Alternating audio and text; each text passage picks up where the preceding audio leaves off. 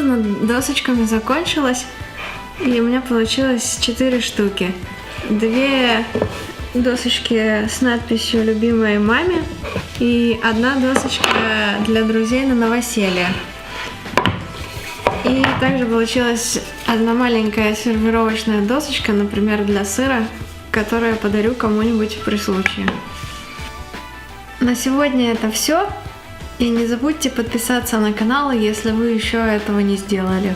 Почему-то. Что?